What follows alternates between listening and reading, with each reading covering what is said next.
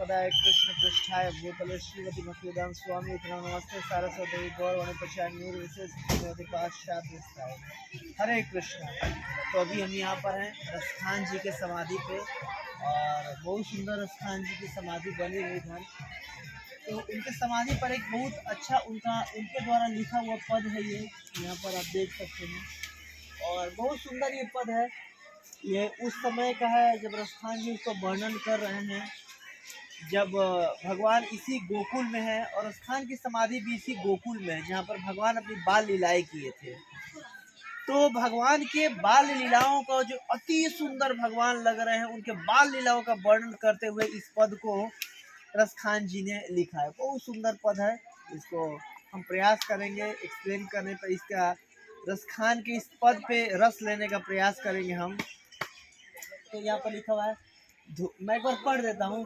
धूर भरे अति शोभित श्याम जू तैसी बनी सिर सुंदर चोटी, खेलत खात फिर अंगना पग पैजनी बाजती पीर कछोटी, वाछ भी कोरस खान बिलोकत वारत काम कलानी बिकोटी, काग के बाग भाग बड़े सजनी हरी हाथ सोले गयो माखन रोटी। उस समय का वर्णन है रसखान जी कर रहे हैं कि जैसे धूर भरे अति शोभत श्यामजू, भगवान उसमें छोटे से हैं, लगभग 2-2.5 साल का, और चलने लगे हैं। पहले तो 4 व्हीलर में चलते थे घुटनों के बल, अब पैरों पर चलने लगे हैं धीरे धीरे भगवान। और मैया यशोदा उनके पैरों में, उनके चरण कमलों में पैजनी बांध रखी है। तो जिसमें कई बार कृष्ण चलते थे तो उनको पता नहीं चलता था कि कहाँ से आवाज़ आ रही है, लेकिन जब भी कृष्ण चलते थे तो उनके चरणों से आवाज़ निकलती थी। तो कृष्ण कई बार इधर उधर देखते थे, कहाँ से आवाज़ कहाँ से आ रही है, आवाज़ कहाँ से आ रही है। फिर कई बार पता चल जाता था कि अच्छा ये आवाज़ तो मेरे खुद के पैरों से आ रही है। तो कृष्ण और चल चल के दिखाते थे, बुलाते थे मैया इधर देखो, और चलते थे उस आवाज़ को निकालने के लिए। तो उसी का वर्णन यहाँ पर स्थान जी कर रहे हैं कि धूर भरी अति शोभत श्यामजू, कि बहुत धूल शरीर में लगा हुआ है जमीन पे, क्योंकि नंद बाबा की 9 लाख गायें थी। 9 लाख गायों के खुरों से हमेशा धूल बनता रहता था, वो धूल उड़ता रहता था।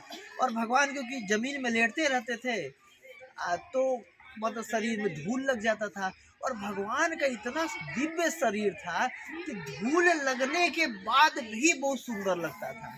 यही भगवान के इसी मुखार विंद का वर्णन गोपियां भी कर रही है कि अटत यद भवान अहनिकाननम त्रुटि युगायते त्वाम पश्यताम कुटिल कुंतलम श्री मुखम चते, कि आपके मुख पर पूरा धूल लगा हुआ है, बाल कुंतल जो है कर्ली हेयर्स आपके मुख पे आ रहे हैं, इतने सुंदर लगते हैं कि उस रूप को हम जब देखती रहती हैं, और मतलब उस रूप को देखते देखते जब ये पलक बार बार झपक जाता था गोपियों को, उसके लिए बोल रही है ब्रह्मा जी को, जड़ उदेक्षिता पक्ष की दृशाम, कि जड़ ब्रह्मा ने, इस मूर्ख ब्रह्मा ने ये बना दिया, पलके बना दिया, जिसके चलते हम 1 सेकेंड का त्रुटि बोलते हैं, 1 सेकेंड का 1700वां हिस्सा काल की सबसे छोटी इकाई है। तो इतने सुंदर भगवान लगते थे धूल लगने पे भी। उसी का वर्णन यहाँ पर कर रही है कि धूरी भरे अति शोभित श्यामजू, कि श्याम जी के छोटे बाल कृष्ण के शरीर में, मुख पे उनके धूल लगा हुआ और बहुत सुंदर लग रहा है उस रूप में भी। और तैसी बनी सिर सुंदर चोटी, और मैया यशोदा है, जैसे कोई छोटा सा बच्चा रहता है, अभी उसका मुंडन नहीं हुआ रहता है, तो पहले वैदिक संस्कार हुआ करता था कि बच्चों के बाल ऐसे छोड़ दिया करते थे और बहुत लंबे लंबे इतना इतने तक बाल हो जाते थे। मुझे याद है कि मेरा ही बाल ऐसे कमर इतना बड़ा बड़ा था बचपन में।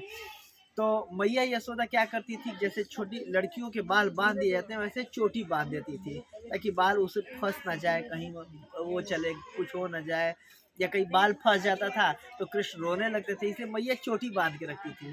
तो वही लिख रहे हैं कि तैसी बनी सिरे सुंदर चोटी, बहुत और ये चोटी बांधवा करके भी कृष्ण इतने सुंदर लगते थे कि और उनकी वो बढ़ जाती थी, जो मनोहर मुस्कान होती थी या जो गाल की उनकी लालिमा होती थी, और जो सौंदर्य बढ़ जाता था। आगे, खेलत खात फिरे अंगना पग और अब एक बाहर 9 लाख गाय थी, अमीर थे नंद बाबा।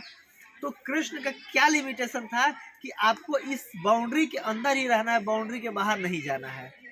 तो जब भी कृष्ण खेलते थे या कुछ मैया यशोदा कुछ दे देती खा लेने को, तो बाउंड्री के अंदर ही घूमते थे, चल चल के दिखाते थे या कूदते थे ताकि पैजें बचती रहे। तो खेला तक खा तक फिरे अंगना, उसी आंगन में ही उनको फिरना होता था, घूमना होता था। पैजनी बाजती पीर कछौटी, और जो भगवान के चरणों में पैजनी जो बंधा होता था वो बजता था, चलने पे बजता था। और ये जो भगवान के चरणों से बजती हुई पैजनी का जो आवाज आ रहा है, बोल रहे कि पीर कछौटी, मेरे हृदय में बिल्कुल वो कचोट रहा है, बिल्कुल वो आवाज सुनने के लिए मेरा हृदय व्याकुल हो रहा है। ये रसखान जी बहुत महान भक्त कवि हुए हैं।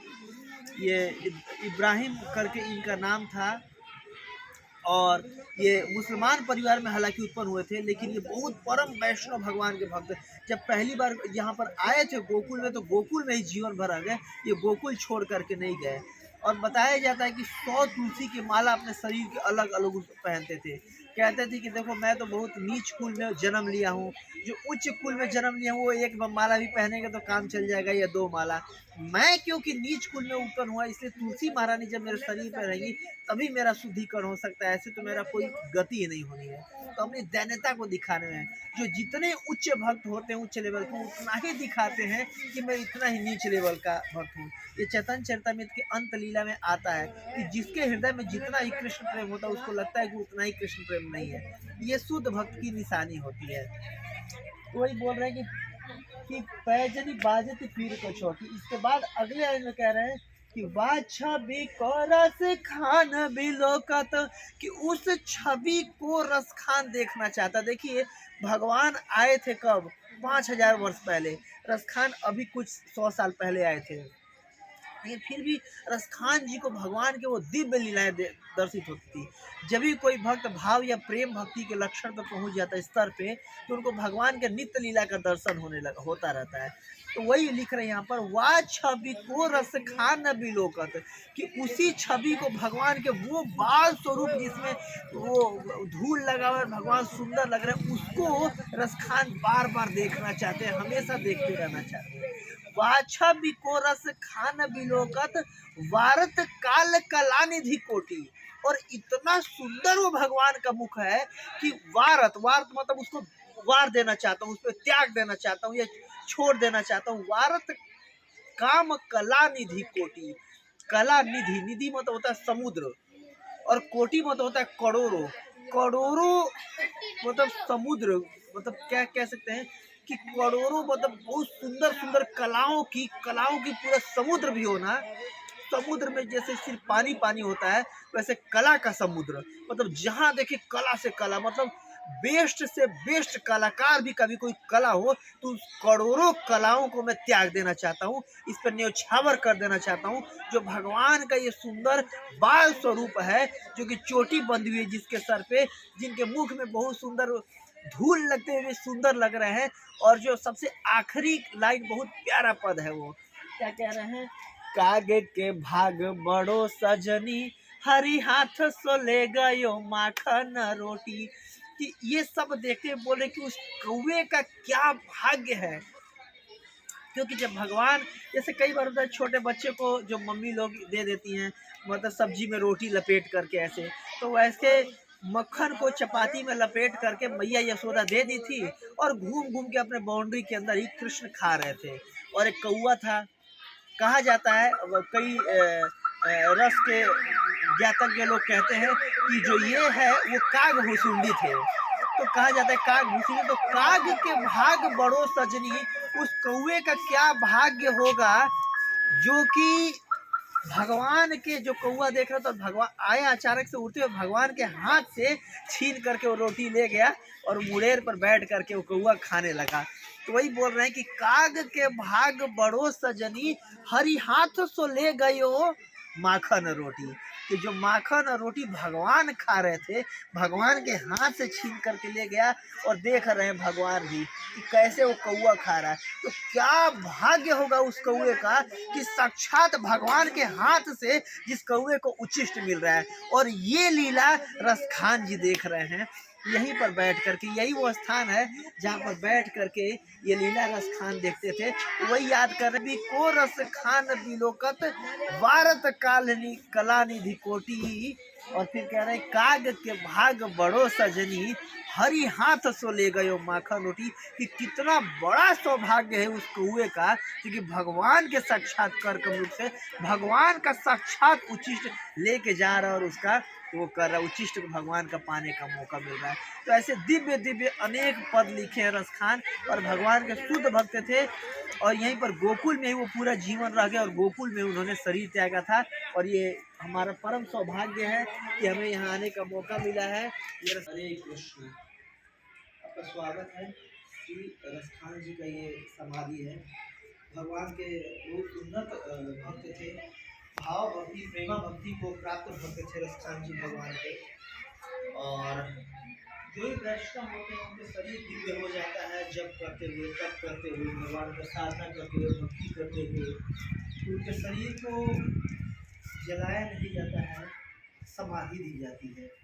समाधि ताकि आने वाले वैष्णव भी उनको प्रणाम करके उनकी शक्ति प्राप्त कर सके। तो ये रसखान जी की समाधि है। और हम यहाँ पर प्रार्थना कर सकते हैं जैसे भाव भक्ति प्रेमा भक्ति और भगवान के विशेष रूप से जो बाल लीलाओं का, जो माधुर्य लीलाओं का, वात्सल्य लीलाओं का जो रसखान जी ने वर्णन किया है, तो भगवान हमें भी कृपा प्रदान करे और हम भी उसका आस्वादन कर सके, हम भी उन लीलाओं को समझ पाए। हम भी भगवान के जो भी लीला करने आए थे, भगवान एक्चुअली लीला इसलिए करने आते हैं कि जो बद्ध जीव उससे आकृष्ट होकर के और भगवान के धाम जा सके। और ऐसे महान भक्त महान वैष्णव जो कि अपने आचरण से सिखाते हैं, जो स्थान थे। हालांकि एक यमन परिवार में, मुस्लिम परिवार में जन्म हुआ था, फिर भी भगवान के अनंत भक्त थे, बहुत दिव्य भक्त थे, बहुत ऊंचे लेवल के भक्त थे। और हमारा परम सौभाग्य है कि हम उनके समाधि पे आज हैं, हमें आने का मौका मिला भगवान की अतिशय कृपा से। और रसखान जी के बहुत दिव्य दिव्य पद हैं, उनको हम गा सकते हैं, सुन सकते हैं और भगवान में अपना मन लगा सकते हैं। हरे कृष्णा। रसखान की जय।